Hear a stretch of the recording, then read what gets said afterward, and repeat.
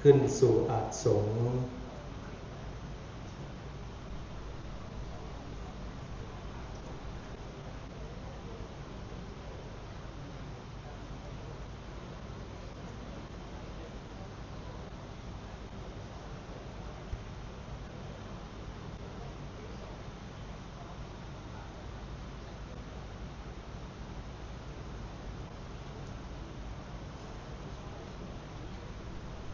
วันนี้เป็นวันธรรมสวนะกิจกรรมในส่วนของการรับฟังปาฐกถาธรรมได้เปลี่ยนมาเป็นการรับฟังพระธรรมเทศนาในการบำเพ็ญกุศลบูชาคุณท่านอาจารย์พระครูวินัยธรสุขสันต์สุจิตโตอดีตพระวิปัสสนาจารย์สำนักวิปัสสนากรรมฐานวัดพระธาตุศรีจอมทองวรวิหารสำหรับในวันนี้ท่านใดที่สมาทานศีล8พึงสมาทานศีล8ท่านใดที่สมาทานศีล5พึงสมาทานศีล5เราจะสมาทานทั้งศีล5และศีล8โดยพร้อมเพรียงกัน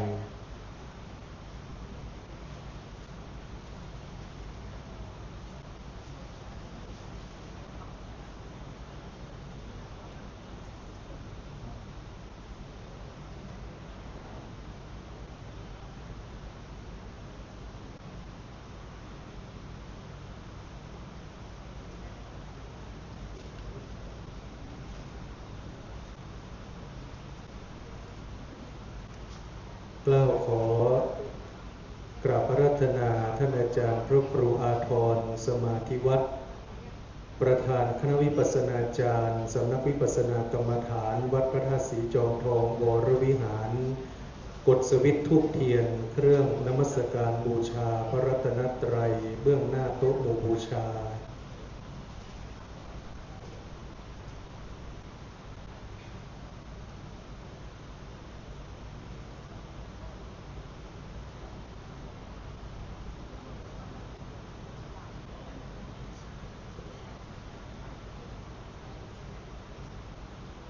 กราบนิมนต์และเรียนเชิญทุกรูปท่านได้โปรดประนมมือ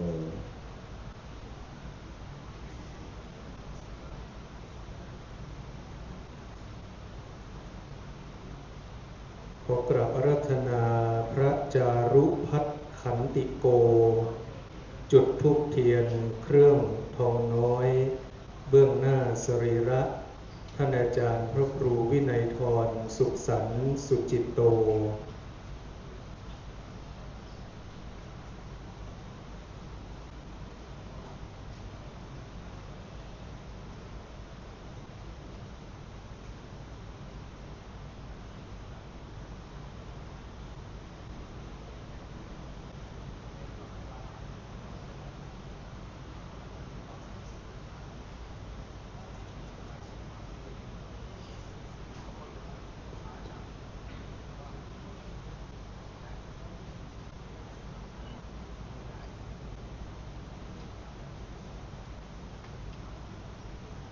ขอเจริญพรเรียนเชิญคุณแม่กนกวรรณสิทธิวางกูลน้อมถวายพานดอกไม้ธูปเทียนขอสมาทานเบญจศีลและอัฏฐศีลแด่ท่านอาจารย์พระครูสิริประยัตยานุศาสตร์องค์แสดงพระธรรมเทศนา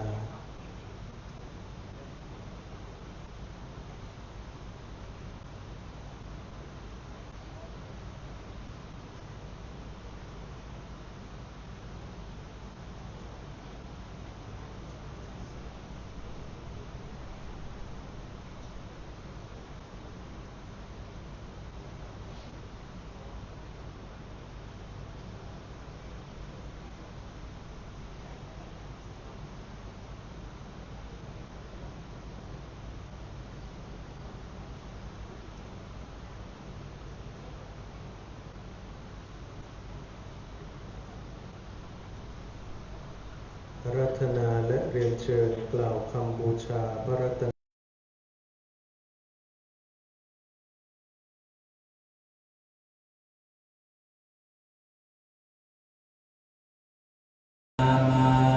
อิมินาสการเรนะ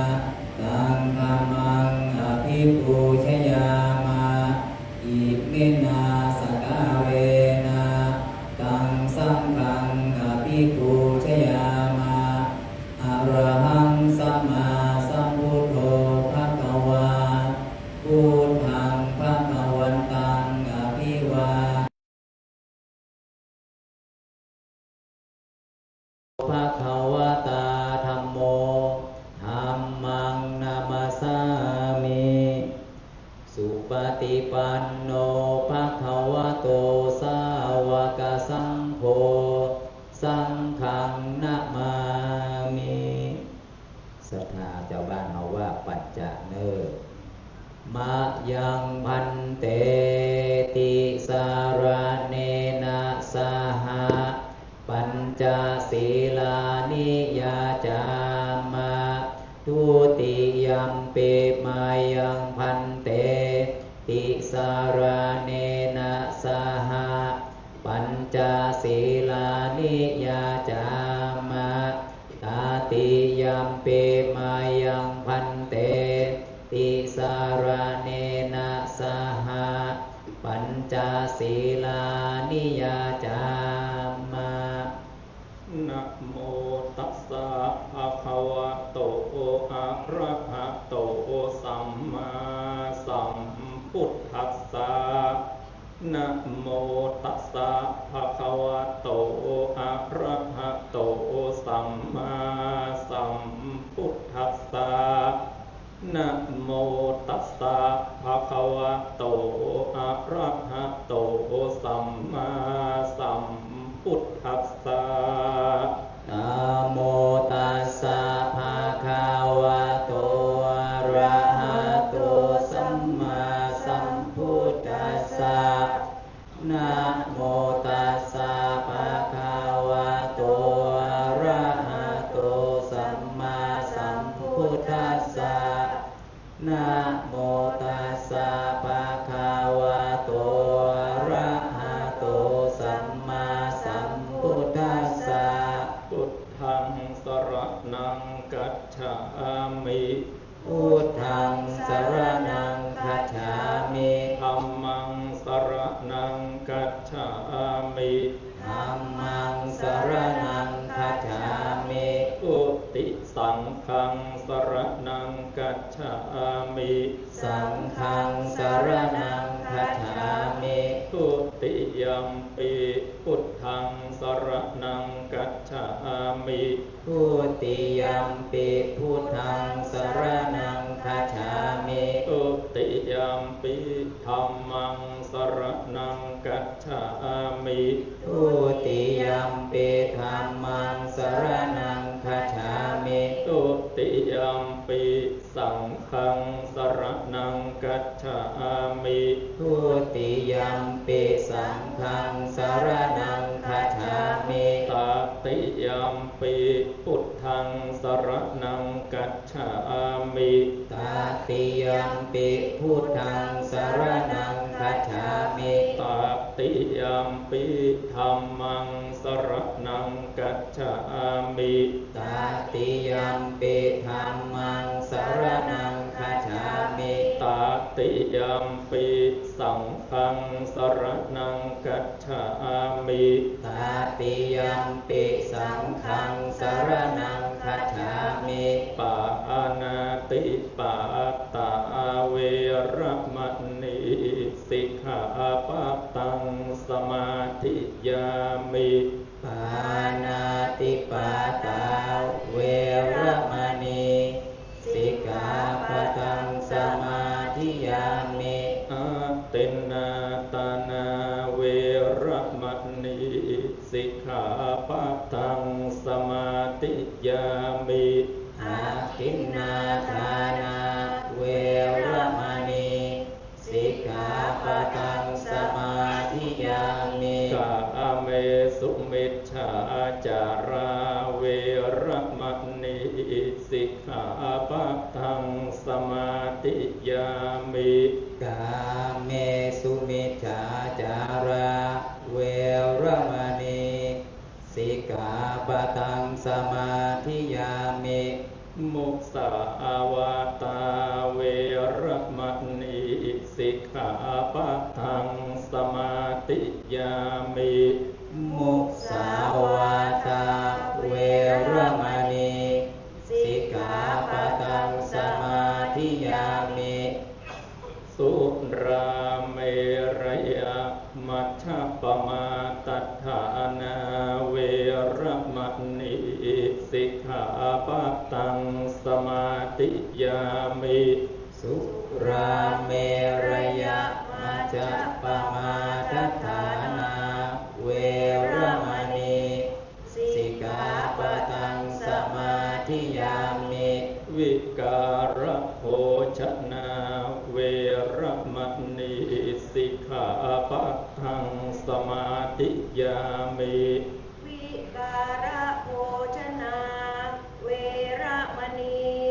สิกขาปะทังสมาธิยามินัจจคีตวาทิตาวิสุกัสทัสนามาลาคันทะวิเลปนะธารณะมันดนะวิภูสนัฏฐานะเวรมณีนัจจคีตวาทิตาวิสุกัสทัสนามาราคันทะวิเลปนะธารณะมันดนะ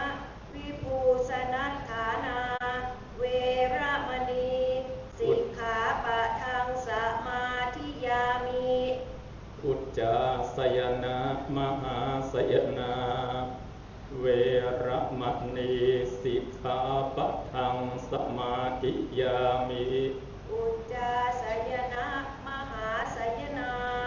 เวรมณีสิกขาปะทังสมาธิยามิ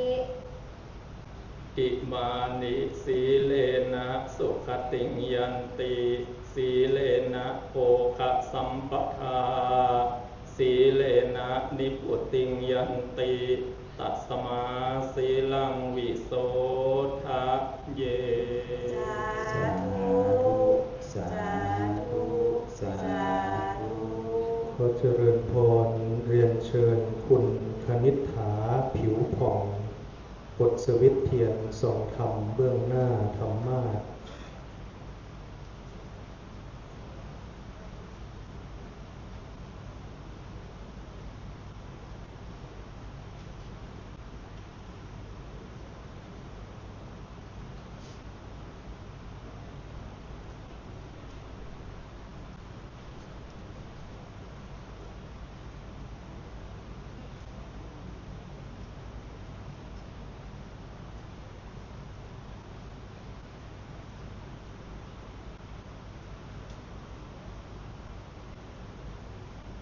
พระมาจาโรกาทิปฏิสัมปติกาตันชะลีอนาทิวรังอาญาจัตถังสันติทัสสะตราอัปปราชาคาชาติกาเทเสหิธัมมังอดุกัมปิมังปัจฉังท้าวสหัมบดีพร้อมเป็นบรมในพรหมาทรงฤทธิ์ที่ศักดาว่าบริษัททุกหมู่พรหมน้อมหาดนามัสการปฏิสถานนาที่สมควรแล้วจึงบังคมชุรีบาทพระศาสดาขอพรอันประเสริฐ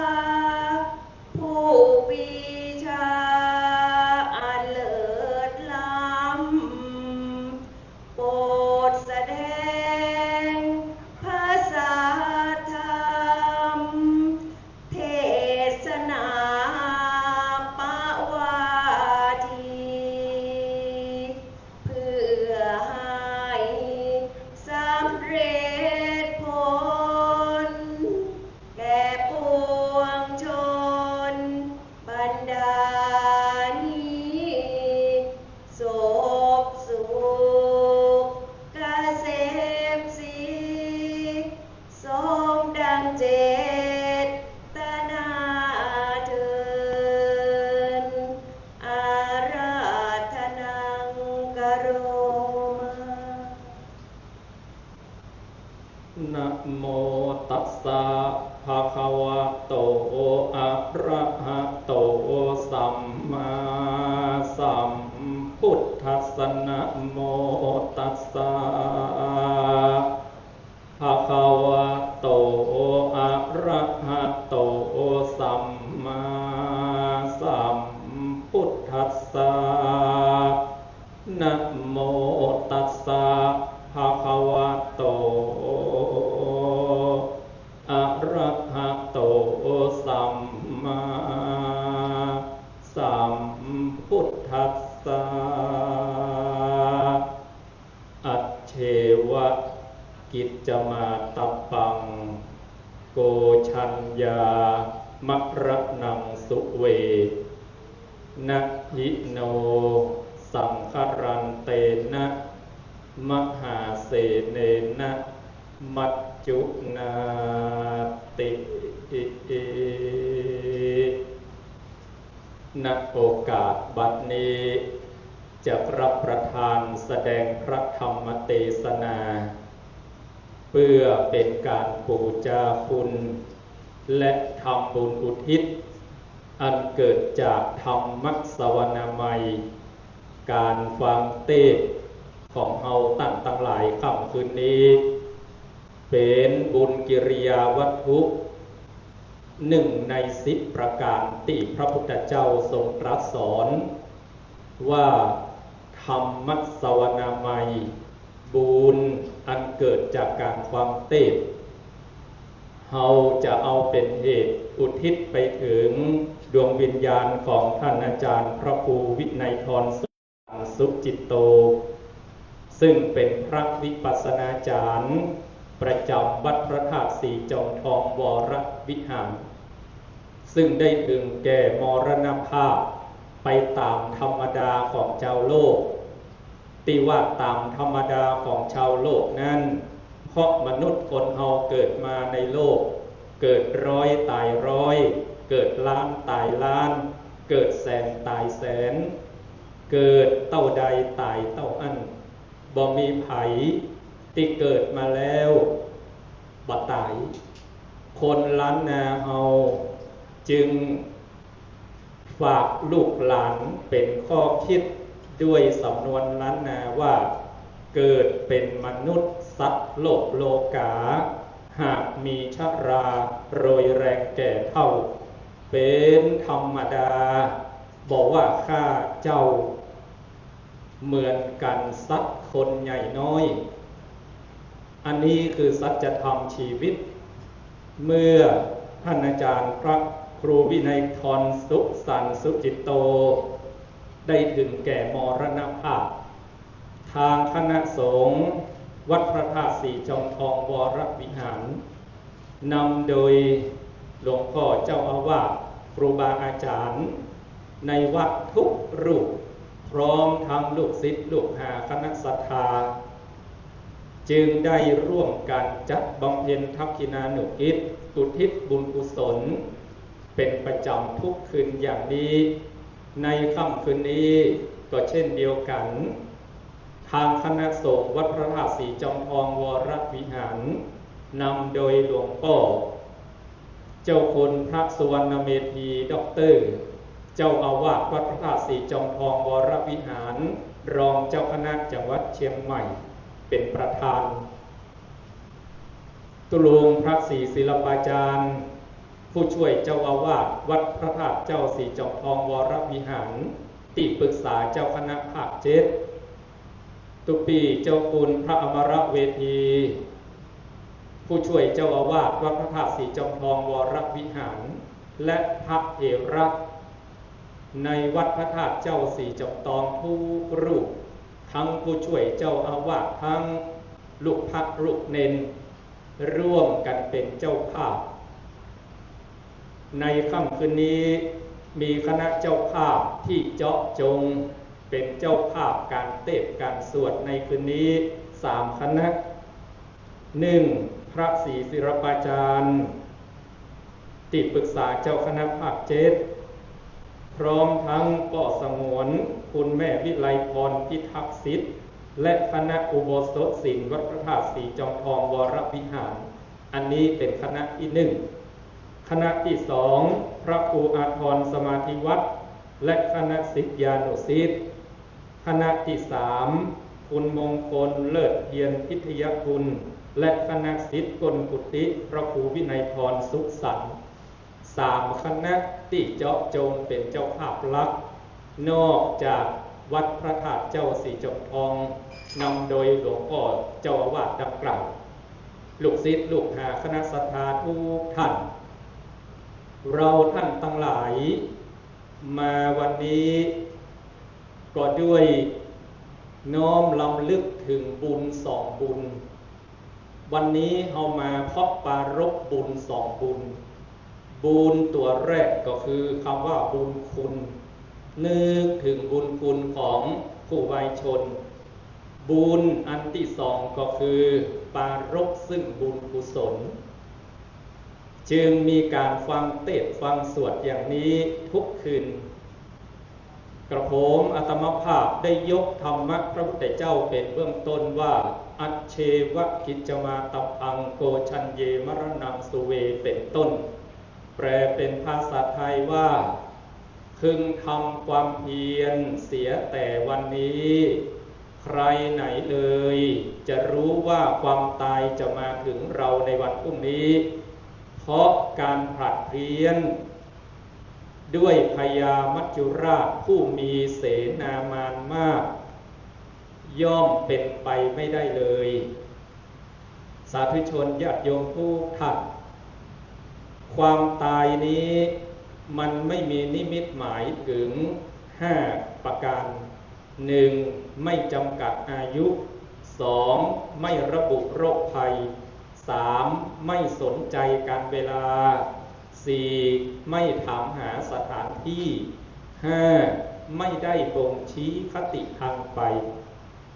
ความตายพระพุทธองค์ตรัสว่ามันไม่มีนิมิตหมาย 1. ไม่จำกัดอายุหนุ่มก็ตายเฒ่าก็ตาย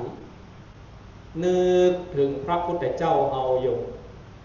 เกิดมา7 วันแม่ที่วงคตเป็นลูกกำพร้าตั้งมาอายุ7 วันพระพุทธเจ้าประสบความสำเร็จสูงสุดเป็นตนเป็นองค์ทุกคนเคารพนับถือว่าเป็นศาสดาเอกก็ห้ามความตายของแม่บ่ได้มีพระโอรสพระองค์เดียวพระราหุลกุมารลูกอายุ7 ขวบจุงแขนลูกมอบให้พระสารีบุตรบวชเป็นสามเณรรูปแรกในโลกเป็นประวัติศาสตร์ชื่อว่าสามเณรราหุลวังจะให้ลูกมาอยู่ก้นกุฏิให้จุงซบเข้าป่าช้าป่าเที่ยวตามสำนวนเมืองเหนือเอาวังเอาลูกเต้าจุงซบเข้าป่าเที่ยวแต่สุดท้ายพระราหุลก่อนนิพพานก่อนพ่อท่านนับอายุพระราหุลกับพระพุทธเจ้าห่างกัน29 ปีโยมพระราหุลอายุ51 ปีเท่านั้นก็นิพพานก่อนพระพุทธเจ้าพระเยซูคริสต์อายุ33 ปีก็สิ้นพระชนม์พระนางมารีเลี้ยงพระเยซูคริสต์จนเป็นพระเจ้าที่คนนับถือปัจจุบันมี 2,000 ล้านคนทั่วโลกก็ห้ามความตายบ่ได้เพราะฉะนั้นพระพุทธเจ้าจึงตรัสเป็นสัจธรรมชีวิตว่าความตายไม่จำกัดอายุหนุ่มก็ตายเฒ่าก็ตายไม่ระบุโรคภัยจะไปคิดว่าเป็นโรคนี้จะตายเพราะโรคนี้มันบอกบ่ได้ไม่สนใจการเวลา24 ชั่วโมงบ่งว่าจะไปเวลาไหนบางคนเข้านอนบอกเป็นโรคภัยอย่างทราบอย่างตื่นเช้าขึ้นมาบอกมีลมหายใจแล้วมันไม่สนใจการเวลาไม่ถามหาสถานที่บางคนก็ไปซอกเฮ็ดไปเป็นลมอยู่กลางป่าบางคนไปต้มไปนาไปเสี่ยงชีวิตอยู่กลางต้นกลางนาบ่เลือกว่าเป็นสถานที่ใดสุดท้ายความตายไม่ได้บ่งชี้คติทางไปตายแล้วถามว่าจะไปไหนตอบบ่ได้อยู่ที่ว่า บุญนำกรรมแต่งที่ได้สร้างได้ทำไว้ในโลกมนุษย์คนเฮาด้วยเหตุนี้เมื่อคนล่วงลับดับสังขารแล้วเฮาจึงจัดงานศพกันอย่างนี้เหมือนคณะสงฆ์วัดพระธาตุสีจอมทองวรวิหารครูบาอาจารย์ทุกรูปแม่ชีทุกคนสาธุชนทุกท่านเมื่อท่านอาจารย์พระครูวินัยธรสุขสันต์สุจิตโตได้ถึงแก่มรณภาพเมื่ออายุ64ปีบวชในศาสนาได้35พรรษาเฮาก็จัดงานศพถวายท่านอย่างนี้ด้วยปารภบุญ2บุญดังกล่าวทุกท่านที่มานั่งตรงนี้เราปารภ2บุญนี้เหมือนกันบุญอันแรกก็คือปารภบุญคุณนึกถึงบุญคุณของท่านอาจารย์สุขสันต์ที่มีต่อลูกศิษย์มีต่อเราและมีต่อชาวโลกท่านมีบุญคุณ3รอมีบุญคุณต่อลูกศิษย์ลูกหาเป็นพระวิปัสสนาจารย์ทราบจากท่านอาจารย์พระมหาวิทูลปริยนธรรม9ประโยคว่าท่านบ่ฮู้ภาษาอังกฤษแต่ฝรั่งมังค่ามาปฏิบัติธรรมกับท่านไต้หวันมาปฏิบัติธรรมกับท่านชาวไทยคุณหมอ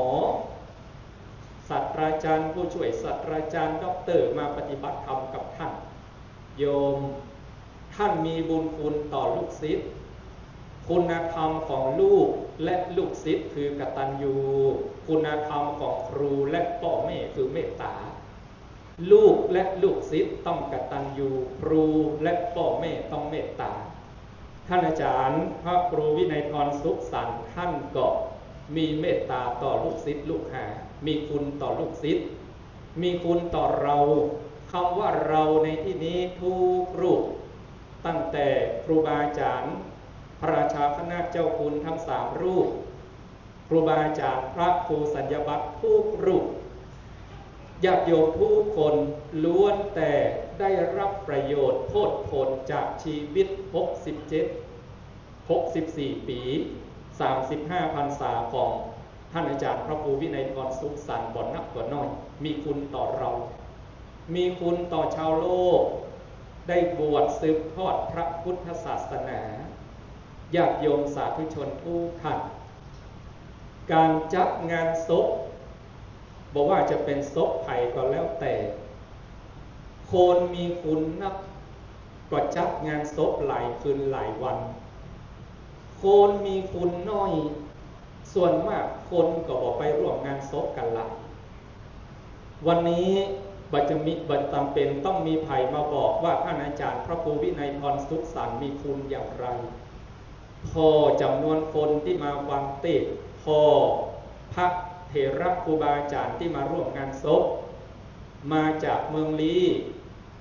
หลวงพ่อพระครูวิบูลย์ภาวนานุศาสตร์มาจากเมืองลีปาลูกศิษย์ลูกหามากันหลายแสดงว่าท่านอาจารย์พระครูวินัยธรสุขสันต์นั้นมีคุณนักเฮาสังเกตพอเตสาธุชนญาติโยมทุกท่าน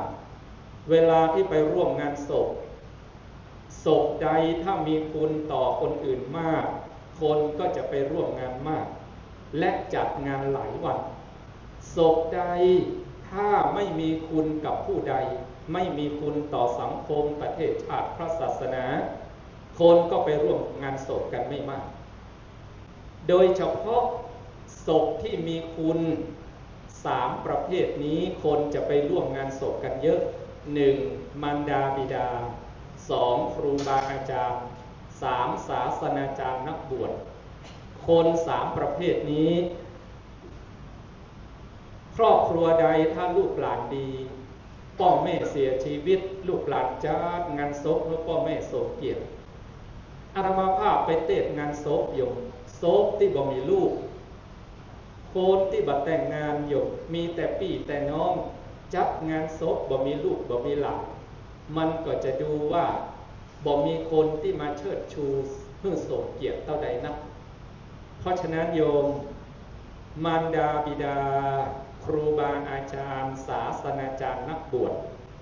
เป็นผู้มีคุณต่อลูกมีคุณต่อเรามีคุณต่อชาวโลกมาก ก็จัดงานศพให้สมเกียรติอย่างนี้เพราะท่านอาจารย์พระครูวินัยทรสุขสันต์นั้นท่านเป็นเนื้อนาบุญของเฮานาบุญที่เฮาจะต้องใส่ใจนั้นมี5ประเภท 1. พ่อแม่เป็นนาบุญของลูกหลาน 2. ครูบาอาจารย์เป็นนาบุญของลูกศิษย์ 3. บรรพชิตนักบวชเป็นนาบุญของศรัทธา 4. พระศาสดาเป็นนาบุญของเทพและเทวา 5. ตัวเรานินาเป็นนาบุญของไผ่ของมันนาบุญที่เฮาใส่ใจ5ประเภทนี้ท่านอาจารย์พระครูวินัยทรสุขสันต์ท่านก็เป็นนาบุญของศรัทธานาบุญของลูกศิษย์ลูกหาเฮาปลูกบุญที่ตัวท่านก็ได้บุญนักโยมทั้งหลายพระพุทธเจ้าเฮาเนี่ยบางภพบางชาติเกิดมาบ่มีพระมือไหวบ่มีเนรมือใส่บาตรพระพุทธเจ้าเกิดในท่ามกลางพุทธันดรบ่มีศาสนาให้กราบไหว้บ่มีวัดวาบ่มีศาสนาพระพุทธเจ้าเอาไผ่เป็นนาบุญอยู่พระพุทธเจ้าปลูกบุญที่พ่อที่แม่ยกตัวอย่างสมัยที่เกิดเป็นสุวรรณสามกุมารเลี้ยงพ่อแม่ตาบอดโยมทุกท่านลองสังเกตดูนะครูบาอาจารย์พระสงฆ์ที่มีคุณธรรมท่านจะไม่ทิ้งพ่อไม่ทิ้งแม่หลวงปู่พระพรหมมงคลนับถือพ่อแม่เป็นพระหลวงพ่อพระสุวรรณเมธีโยมท่านจะเอาเข้าบาตรที่ท่านไปบิณฑบาตไปบูชาดวงวิญญาณรูปถ่ายของคุณพ่อคุณแม่ทุกวันพอถึงวันพระท่านก็ถ่ายภาพคุณพ่อคุณแม่ส่งลงในกลุ่มของพระสงฆ์จังหวัดเชียงใหม่ทุกวันท่านจะเอาข้าวที่ท่านบิณฑบาตไปเลี้ยงคนที่มีพระคุณสูงสุดคือพ่อแม่เป็นเบื้องต้นท่านอาจารย์เจ้าคุณพระศรีศิลปาจารย์จัดงานศพให้แม่นิมนต์พระ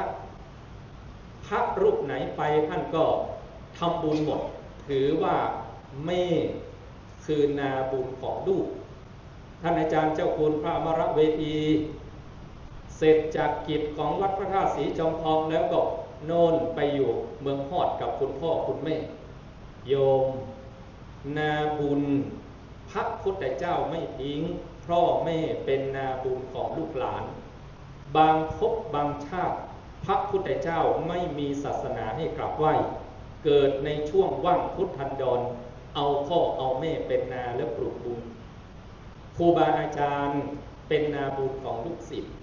ท่านอาจารย์พระครูวินัยทรสุขสันต์ก็เป็นนาบุญของลูกศิษย์เราจึงมาปลูกบุญที่ตัวท่านเป็นวาระสุดท้ายบรรพชิตนักบวชเป็นนาบุญของศรัทธาท่านบวชในศาสนา35พรรษาเป็นนาบุญของญาติโยมผู้ศรัทธาเพราะฉะนั้นเราทุกท่านวันนี้เราเอาตัวของท่านอาจารย์พระครูวินัยทรสุขสันต์เป็นนาและปลูกบุญตามทัศนะที่กล่าวว่าพ่อแม่เป็นนาบุญของลูกหลานครูบาอาจารย์เป็นนาบุญของลูกศิษย์บรรพชิตนักบวชเป็นนาบุญของโยมศรัทธาพระศาสดาเป็นนาบุญของเหล่ามนุษย์และเทวาตัวเรานี้นาเป็นนาบุญของตัวเองเราได้มาปลูกบุญที่ตัวเองเพราะปรารภซึ่งบุญกุศลเป็นบุญอันที่สองบุญคุณนึกถึงบุญคุณผู้ไวชนบุญกุศลก็นึกถึงตัวของเราว่าจะทำอย่างไรให้เราอยู่ในโลกมนุษย์นี้อย่างมีความสุขโยมทั้งหลายในสมัยครั้งพุทธกาลมีพราหมณ์คนหนึ่งมัดวัวไว้วัวตัวผู้500ตัววัวตัวเมีย500ตัวลูกวัว500ตัวแพะ500ตัวแกะ500ตัวมัดเพื่อหวังบุญกุศลว่าจะฆ่าแพะฆ่าวัวฆ่าแกะ 2,500 ตัวนั้นบูชายันเป็นบุญเป็นกุศลกับตัวเองในขณะที่เตรียม ที่จะบวงสรวงด้วยวิญญาณของสัตว์ 2,500 ตัวก็ไปเฝ้าพระพุทธเจ้าถามพระพุทธองค์ว่าข้าพระองค์กำลังจะบูชายันด้วยวัว1,500 ตัวแกะ500 ตัวแพะ500 ตัวข้าพระองค์ทำอย่างนี้จะได้บุญกุศลเป็นอันมากใช่ไหมพระเจ้าข้าพระพุทธเจ้าตรัสว่าไงโยมพระพุทธเจ้าตรัสว่าพราหมณ์เอ๋ยไฟที่ท่านควรคำนึงถึงนั้น7 กอง3 กอง7 ประเภท3 ประเภท7 กองไฟประเภทที่1ต้องละมี3 กองไฟประเภทที่2ต้องรักษามี1 กองไฟประเภทที่3ต้องบูชาให้ดีมี3 กองไฟ3 ประเภท7 กองนี้ท่านทำดีก็จะเป็นบุญท่านทำไม่ดีก็จะเป็นบาปโยมไฟประเภทแรกต้องละมี3 กอง1ราคะทิไฟคือราคะ2โทสะทิไฟคือโทสะ3โมหะทิไฟคือโมหะไฟ3 กองนี้พระพุทธเจ้าตรัสกับพราหมณ์ว่าท่านต้องละนะใครละได้มากที่สุดคนนั้นก็มีความสุขมากที่สุดโลภโกรธหลงเป็นเสมือนไฟให้ท่านละแล้วท่านจะเป็นบุญกับตัวท่านท่านจะไปบูชายันด้วยการฆ่าสัตว์ 2,500 ตัวนั่นคือโทสะเกิดในจิตท่านเป็นบาปไม่ควรทำโยมทั้งหลายท่านอาจารย์พระครูวินัยพรสุขสารสุจิตโตท่านพาพวกเรานั้นละไฟ3 กองนี้ตลอดชีวิตท่านราคะทิไฟคือราคะโทสะทิไฟคือโทสะโมหะทิไฟคือโมหะก็เป็นบุญพระพุทธเจ้าตรัสสอนพราหมณ์คนนั้นอีกว่าไฟประเภทที่2มี1 กองจะต้องดูแลรักษาให้ดีคือกัตถทิไฟที่ใช้หุงต้มไฟที่ใช้เผาเป็นฟืนเป็นไฟต้องรักษาให้ดีโยมปัจจุบันนี้เชียงใหม่เราทำไมโยมจึงสวมหน้ากากอนามัยหลวงพี่ที่จะสวดมนต์รูปที่3ทำไมท่านจึงสวมหน้ากากอนามัยโยมเพราะไฟอันที่เราไปเผาป่าทำให้เกิดฝุ่น PM 2.5 ก็ทำลายโลกมนุษย์พระพุทธเจ้าตรัสตั้งแต่ 2,600 ปีล่วงแล้วว่าต้องรักษาให้ดีอย่าให้เกิดไฟไหม้แล้วจะทำให้โลกเราเร่าร้อนกัตถทิประเภทนี้ต้องรักษาให้ดีแต่ไฟ3 ประเภทหลังต้องดูแลบำรุงให้ดี1อาหุนยัพทิคือมารดาบิดา2ขหปัตตทิคือครูบาอาจารย์3ทักขินัยยัพทิศาสนาจารย์นักบวช3 ประเภทนี้ต้องดูแลบำรุงใครบำรุงรักษาดีคนคนนั้นจะมีแต่ความสุขความเจริญเพราะไฟ3 ประเภทนี้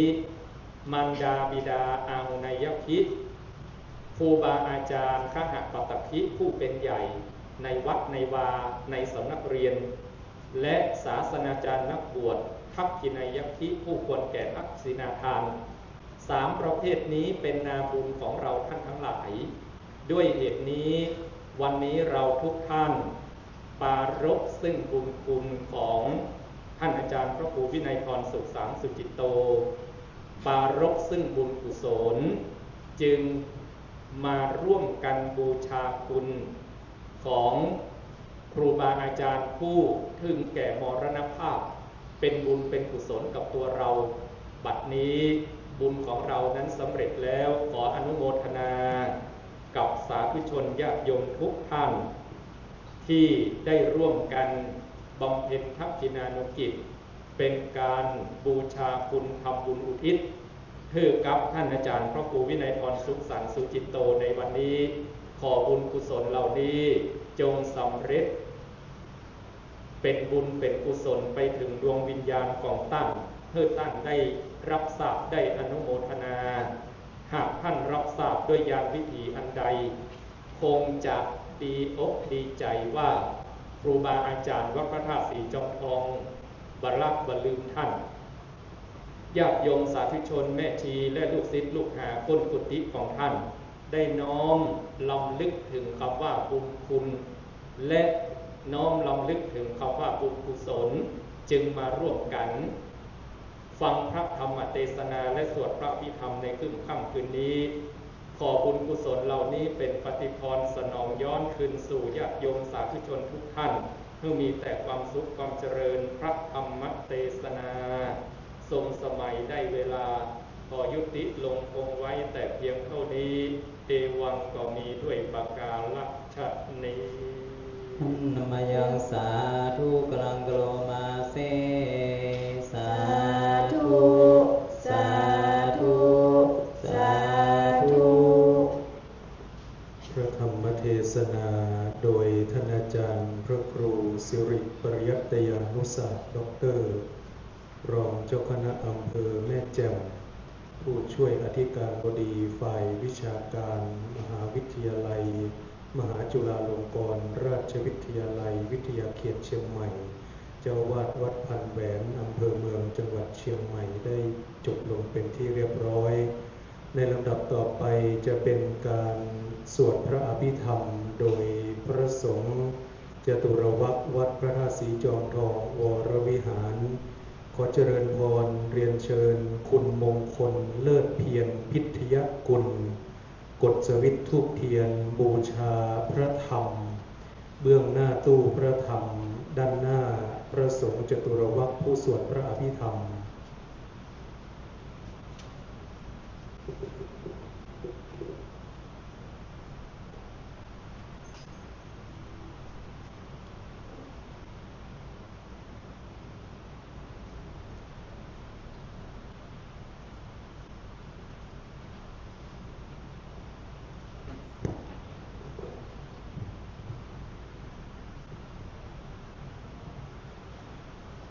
นะโมตัสสะภะคะวะโตอะระหะโตสัมมาสัมพุทธัสสะนะโมตัสสะภะคะวะโตอะระหะโตสัมมาสัมพุทธัสสะนะโมตัสสะภะคะวะโตอะระหะโตสัมมาสัมพุทธัสสะกุศลธรรมะอกุศล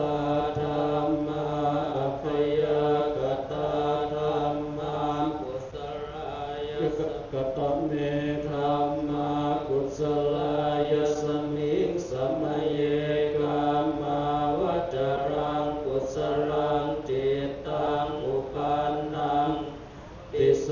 มนัสสะสหคตังญาณสัมปยุตตังรูปารัมมนังวาสัทธารัมมนังวาคันธารัมมนังวารสารัมมนังวาโพ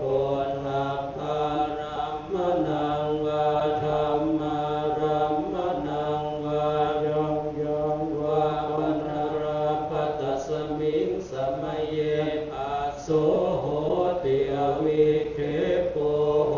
ติเยวาปันตัสมิงสมัยเย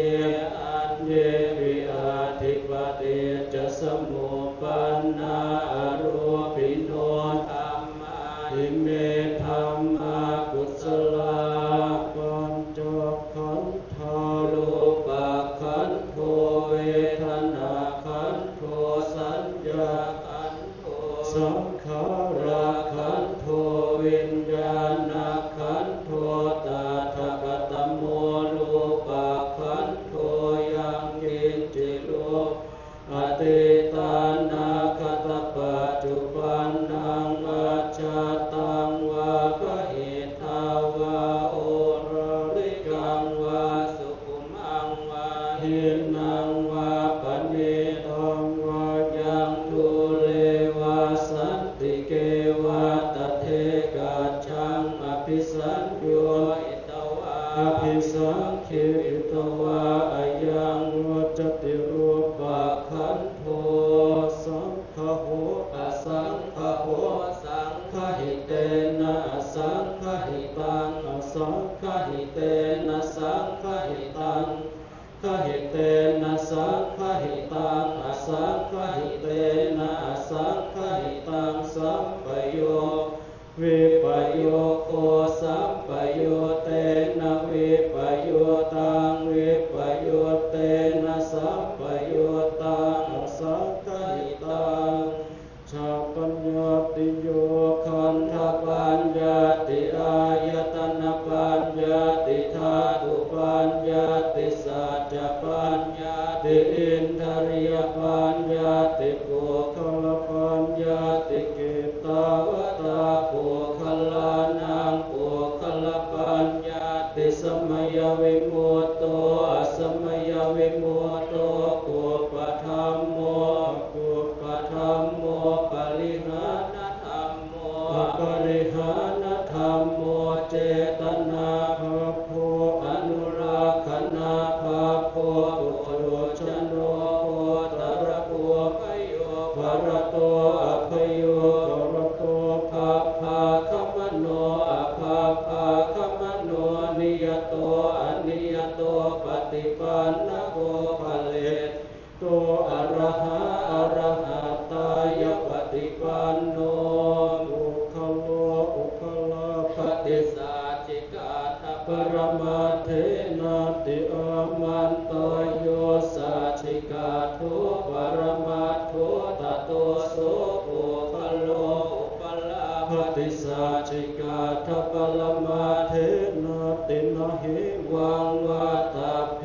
อาชานาหิเนขหังหันติโกคโลอุปลาปฏิสัจจิกาทปรมาเทนะเตนะวัตเลวัตตเพโยสัจจิกาทุปรมาทุตโตโส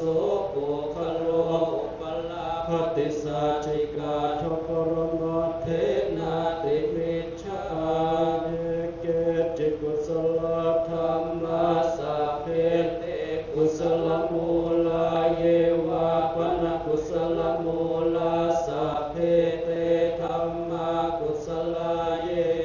จิกุศลธรรมาสัพเพเตกุศลมูเลนะเอกมูลาเยวะปนกุศลมูเลนะเอกมูลาสัพเพเตธัมมากุศลาเหตุปัจจโย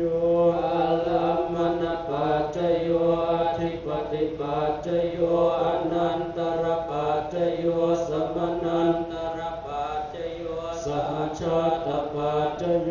อัญญมัญญปัจจโยนิสยปัจจโยอุปนิสยปัจจโยปุเรชาตปัจจโยปัจฉาชาตปัจจโยอาเสวนปัจจโยกัมมปัจจโยวิปากปัจจโยอาหารปัจจโยอิทธิริยปัจจโยชานะปัจจโยมัคคะปัจจโยสัมปโยตปัจจโยวิปโยตปัจจโยอาทิปัจจโยนาทิปัจจโยวิคตปัจจโยอวิคตปัจจโยสาธุสาธุสาธุ พระสงฆ์จตุรวักวัดพระธาตุศรีจอมทองวรวิหารสวดพระอภิธรรมจบลงเป็นที่เรียบร้อย ในลำดับต่อไปจะเป็นการทอดผ้าบังสุกุลจำนวน3 ชุดโดยคณะท่านเจ้าภาพ3 คณะ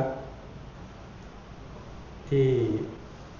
เป็นเจ้าภาพบำเพ็ญกุศลบูชาคุณท่านอาจารย์พระครูวินัยธรสุขสันต์สุจิตโตเจ้าภาพคณะที่1กล่าวขอน้อมกราบอาราธนาพระเดชพระคุณพระศรีศิลปาจารย์ด็อกเตอร์ ที่ปรึกษาเจ้าคณะภาค7ทอดผ้าไตรบังสุกุลพระเดชพระคุณมอบหมายให้ท่านแม่ชีกัลยาเยาวันทอดผ้าไตรบังสุกุลเบื้องหน้าองค์แสดงพระธรรมเทศนา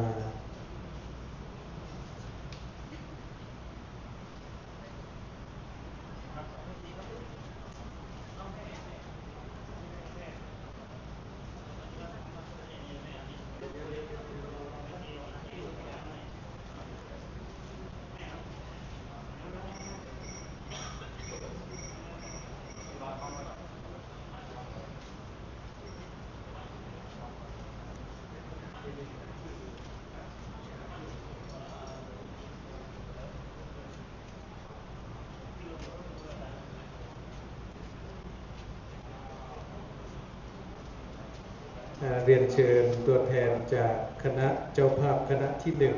1โดยมีพระเดชพระคุณพระศรีศิลปาจารย์คุณพ่อสนวนคุณแม่วิไลพรพิทักษ์สิทธิ์และคณะอุโบสถศีลวัดพระธาตุศรีจอมทองวรวิหารได้ทอดผ้าบังสุกุลชุดที่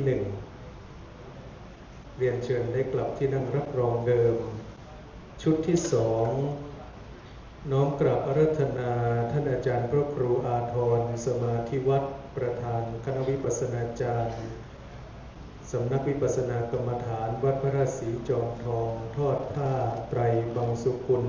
เบื้องหน้าองค์แสดงพระธรรมเทศนา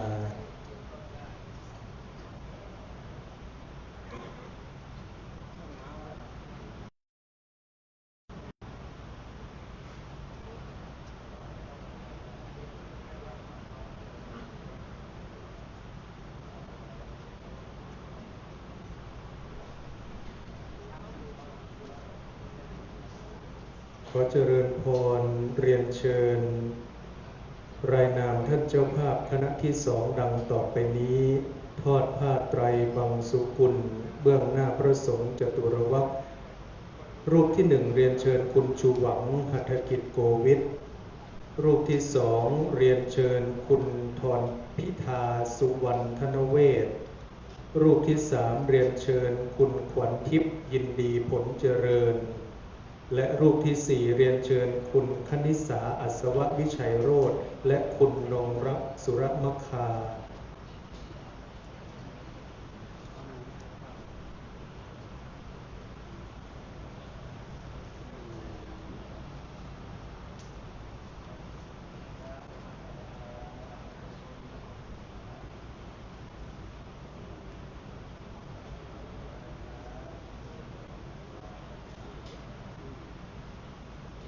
เมื่อทอดผ้าบังสุกุลเสร็จเรียบร้อยแล้วเรียนเชิญกลับที่นั่งรับรองเดิม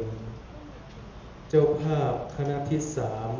3ขอเจริญพรเรียนเชิญคุณมงคลเลิศเพียรพิทยกุลทอดผ้าไตรบังสุกุลเบื้องหน้าองค์แสดงพระธรรมเทศนา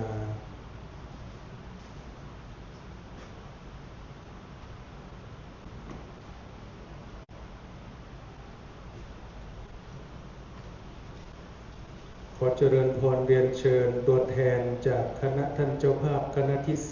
3ทอดผ้าบังสุกุลเบื้องหน้าพระสงฆ์จตุรวรรคผู้สวดพระอภิธรรมดังนี้รูปที่1เรียนเชิญคุณคทาพัฒน์เจนเจริญพรคุณทรงธรรมสะเกษ2ท่านต่อ1รูปรูปที่2เรียนเชิญคุณอรชรแดงดีคุณบุญมากกัลยารูปที่3เรียนเชิญคุณเฉลิมลงรูปประเพลินคุณละยงและรูปที่4เรียนเชิญคุณเจริญที่วรรณาคุณสมจิตกันทโล2ท่านต่อ1รูป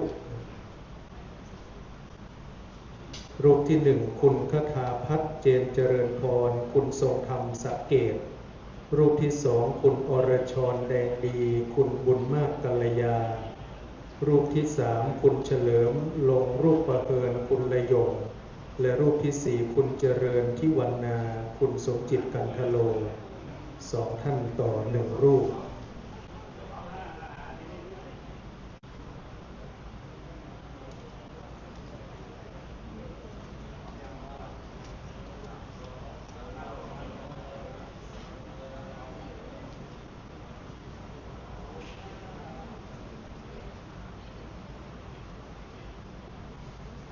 เมื่อทอดผ้าบังสุกุลเสร็จเรียบร้อยแล้วเรียนเชิญกลับที่นั่งรับรองเดิม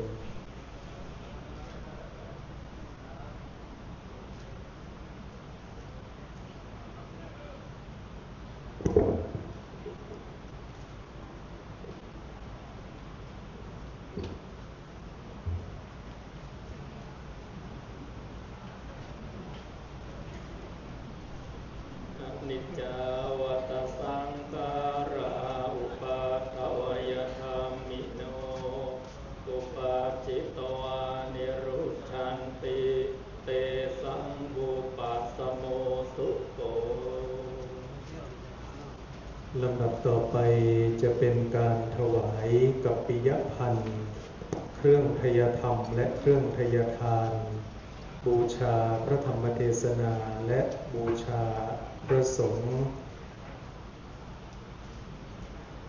ในนามพระเดชพระคุณพระศรีศิลปาจารย์ด็อกเตอร์ที่ปรึกษาเจ้าคณะภาค 7คุณพ่อสงวนคุณแม่วิไลพรพิทักษ์สิทธิ์คณะอุโบสถศีลวัดพระธาตุสีจอมทองวรวิหารขอเจริญพรเรียนเชิญคุณแม่กนกวรรณสิทธิวังกูลน้อมถวายทยธรรมบูชาคุณทยทานบูชาคุณพระพุทธเบื้องหน้าโต๊ะหมู่บูชา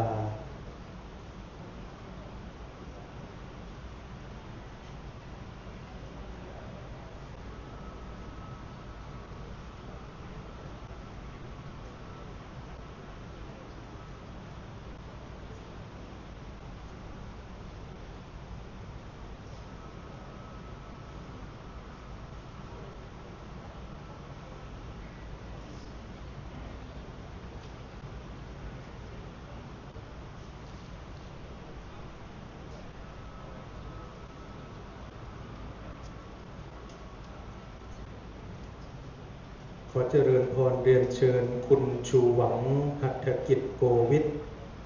น้อมถวายเครื่องทยธรรมบูชาพระธรรมเทศนา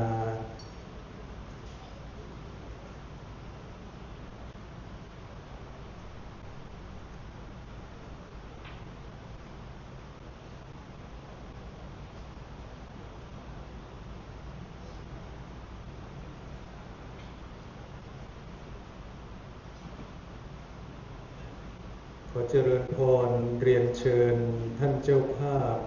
ผู้มีรายนามดังต่อไปนี้ถวายเครื่องทยทานแด่พระสงฆ์จตุรวรรคผู้สวดพระอภิธรรม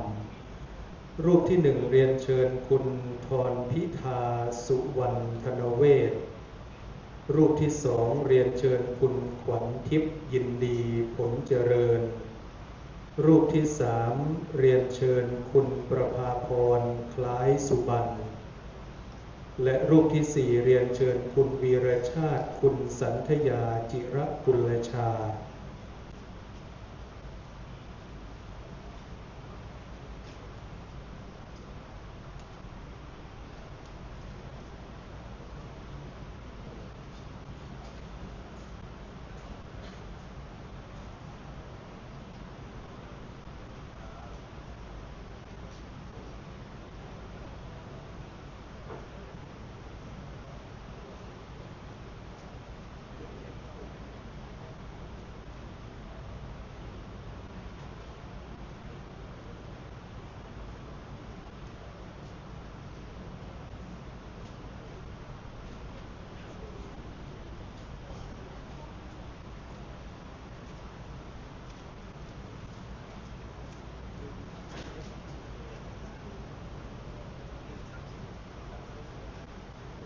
ลำดับต่อไป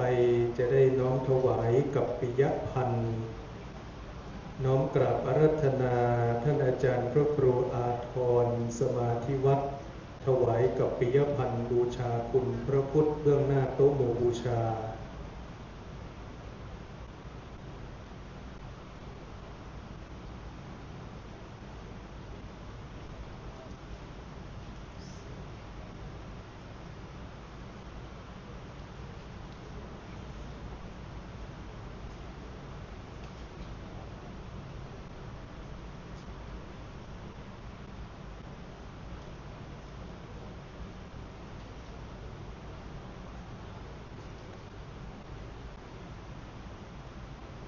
ขอเจริญพรเรียนเชิญท่านแม่ชีอมรสิริกลิ่นประทุม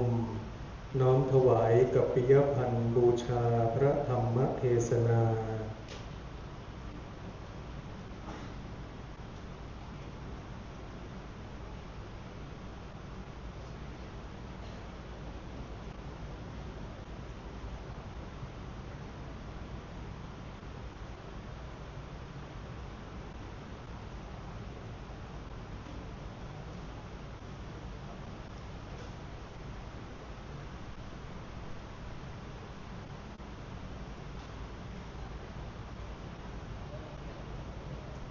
ขอเจริญพรเรียนเชิญรายนามท่านเจ้าภาพ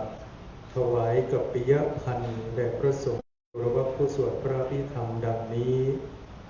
รูปที่หนึ่งเรียนเชิญคุณแม่สมบุญนามเทพรูปที่สองเรียนเชิญคุณชูหวังหัตถกิจโกวิทรูปที่สามเรียนเชิญคุณสุกัญญาแซ่โลคุณพรชัยรัตนโชติชัยฤทธิ์และรูปที่สี่เรียนเชิญคุณบัญญัติคุณศิวาพรขจรสัพพันธ์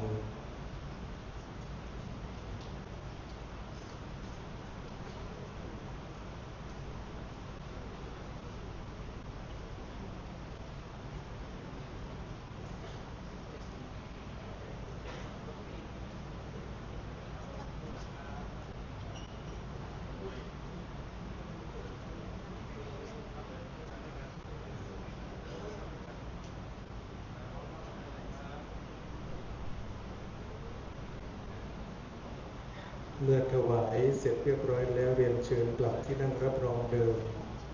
ยังมีอีกชุดหนึ่งนะครับกราบขอโอกาสเวลาสักครู่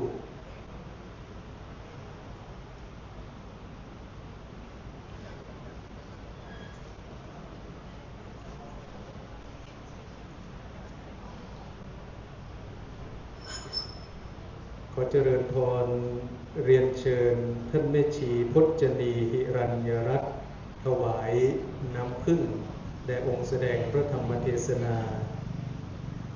และเรียนเชิญท่านแม่ชีวัฒนาจุฑาการถวายแด่พระสงฆ์จตุรวรรครูปที่หนึ่ง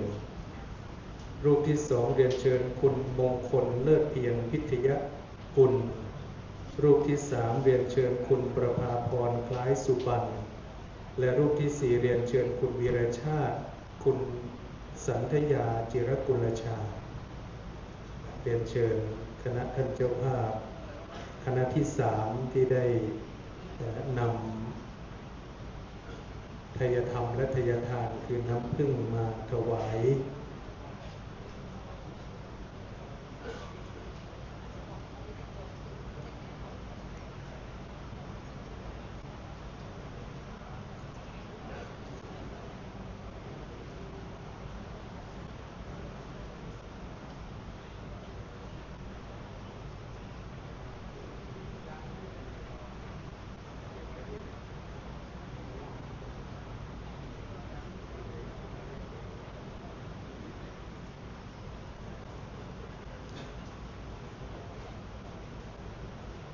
อาราธนาและเรียนเชิญตั้งใจกรวดน้ำรับพร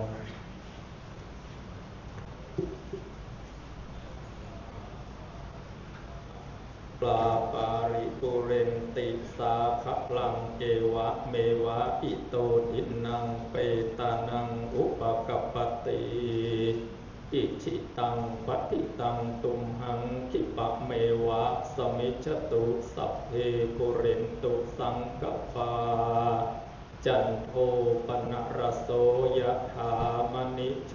ติรสโสยถาสุขิติโยวิวันชั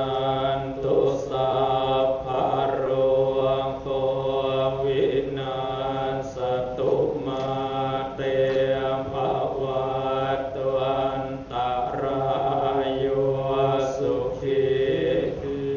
กายุโกภวะอภิวันธนาสิริสเนจังบุทธาปัจจา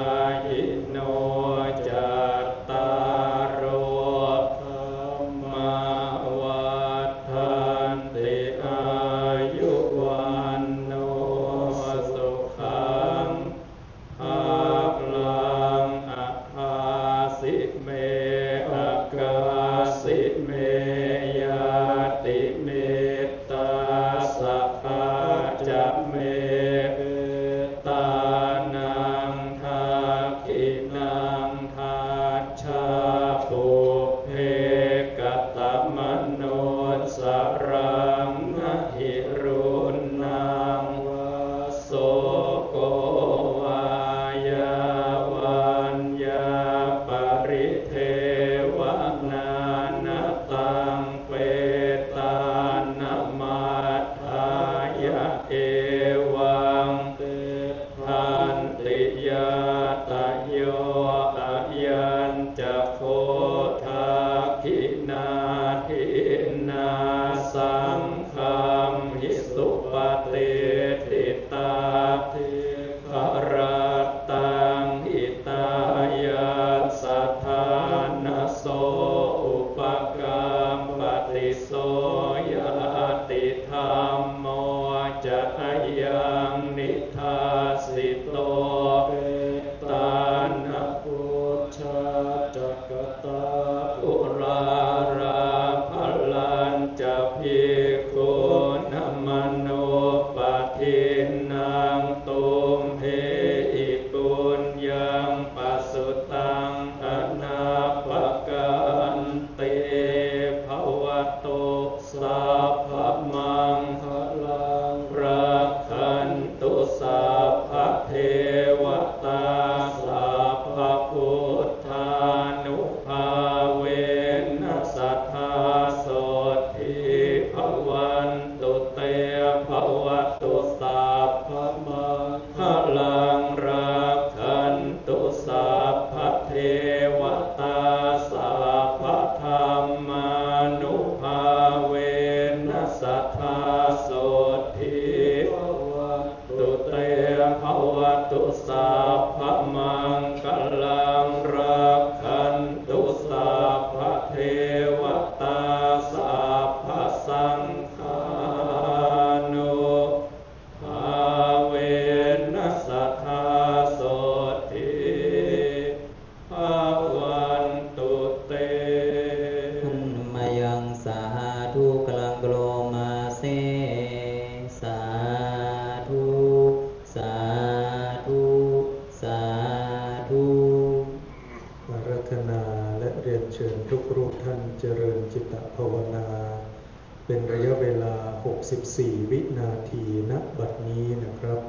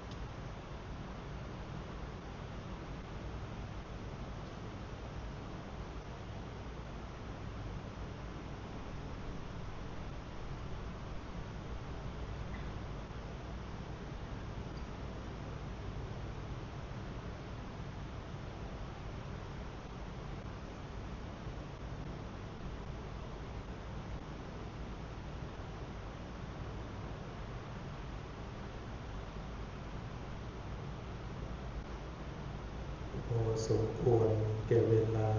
แผ่เมตตาแบบพื้นเมืองล้านนา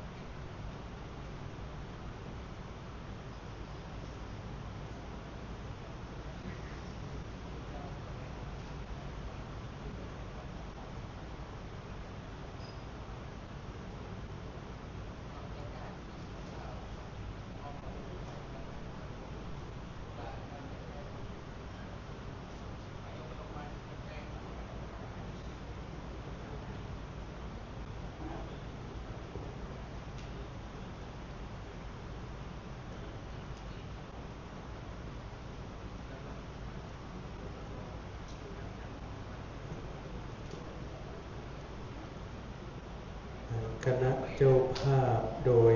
คณะ ณะศิษยานุศิษย์ในพระเดชพระคุณพระพรหมมงคลหลวงปู่ทองสิริมังคลมหาเถระโดยพระเดชพระคุณพระศรีศิลปาจารย์ด็อกเตอร์จะได้มอบให้คุณแม่กนกวรรณสิทธิวังกูลคณะอุโบสถศีลเป็นตัวแทนถวายกัปปิยพันธ์ในการบำเพ็ญกุศลบูชาคุณท่านพระอาจารย์วินัยทรพระครูวินัยทรสุขสันต์สุจิตโตเป็นจำนวนทั้งสิ้น 57,520 บาทขอกราบพระราตนาท่านอาจารย์พระครูประหลัดสุวัฒนมงคลสิทธิคุณรับในฐานะคณะผู้จัดงาน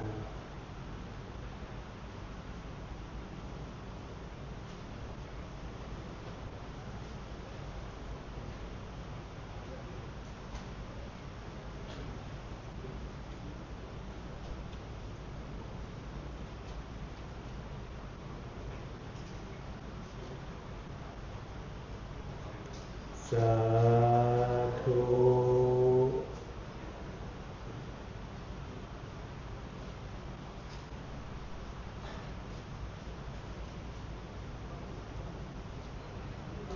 เดี๋ยวเราจะได้แผ่เมตตาแบบพื้นเมืองล้านนา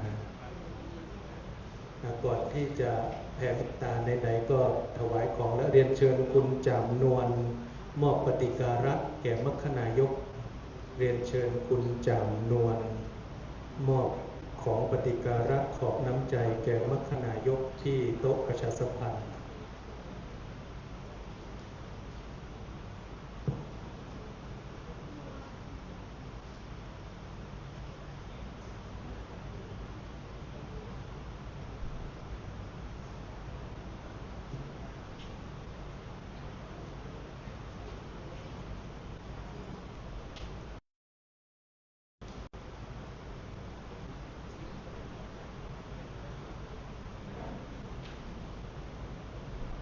สำหรับการบำเพ็ญกุศลในแต่ละค่ำคืนนั้นมีคณะท่านเจ้าภาพหลายคณะได้แจ้งความประสงค์โดยปกติแล้วหลังจากที่เราแผ่เมตตาวันทานหลวงวันทานน้อยคณะท่านเจ้าภาพแต่ละคณะจะได้ถวายกัปปิยพันธ์ที่ได้แจ้งความประสงค์บำเพ็ญกุศลบูชาคุณท่านอาจารย์ที่พระเดชพระคุณหลวงพ่อพระสุวรรณเมธีในนามประธานที่ปรึกษาอำนวยการจัดงานบำเพ็ญกุศลในครั้งนี้ในแต่ละค่ำคืนนะครับดังนั้นก็เราได้ถือปฏิบัติสำหรับคณะใดที่ยังไม่ได้ถวายก็เดี๋ยวหลังจากที่เราแผ่เมตตาเสร็จสับเรียบร้อยก็จะได้ลาภะแล้วก็ค่อยถวายเรียนเชิญทุกท่านแผ่เมตตาแบบพื้นเมืองล้านนาอิตังตานากัมมังนิปานาปัญจโยโหตุโนนิจังอิตังศีลานิปานาปัญจโยโหตุโนนิจังอิตังภาวนา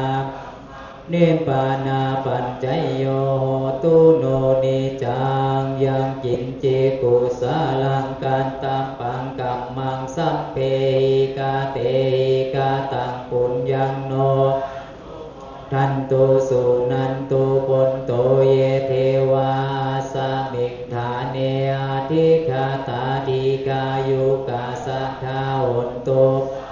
สันตานังสุขีอันตานังปาริหารันตุมาตากิตาหุนตุดุขาปามุจันตุสัมเพยติกาสุขีตาหุนตุดุขาปามุจันตุสัมเพยติกาหุนตุดุขาปามุจันตุสัมเพปิสาสัมเพยกาสัมเพเปตาสุขีตาหุนตุปามุจันตุสัมเพนักขันตาสุขีตาหุนตุดุขาปามุจันตุสัมเพเตวาสุขีตาหุนตุปามุจันตุสัมเพอาจาริยุปัญจยาสุขีตาหุนตุดุขาปามุจันตุสัมภาสัมปันตินังฉันตุโววันตาเมพุทธังสัมปังเมโตสังฆามัฏฐาเมปันเตวันทาเมธัมมังสัมปังเมขามมัฏฐาเม ปันเตวันทามิสังฆังสัพพังเมขามะธาเมปันเตวันทามิกุรูปัจจาริเยสัมปังเมโตสังฆามะธาเมปันเตวันทามิกัมมันฐานังสัพพังเมธรรมะธาเมปันเตวันทามิอาราเมพันธสิมายังสัพพังเมธาเมพันเตวันทามิเจติยังสัพพังสัมพันธาเนสุปฏิทิตาสาวิราชาตุมหาโพธิพุทธรูปังสักกาลังนาคาโลเกเทวาโลเกพรหมาโลเกจัมปุทิเปสาวิราชาตุโยเกสาธาตุโยอะระหันตาธาตุโยเจติยังคันธากุติงจตุราสิติสหเสคันเทสัพเพสัมปาทะเจติยังอังวันทามิสัพพะโสพร้อมกันนี้โปรดกราบนิมนต์และเรียนเชิญทุกรูปท่านได้น้อมปนมมืออัญชุรีไปทางพระมหาเถระพระเถรานุเถระทั้งนั้นวันตาน้อยโดยพร้อมเพียงกันวันตามีพันเตสัมปังอาปาราทังคามาธาเมพันเตปุญญังสามินาอนุโมทิตัพพังสามินากาตังปุญญังไมหังคาตาพังสาธุสาธุอนุโมทามิจัตตารโอธรรมาวัฏันติอายุวันโนสุขังภะลังสาธุสา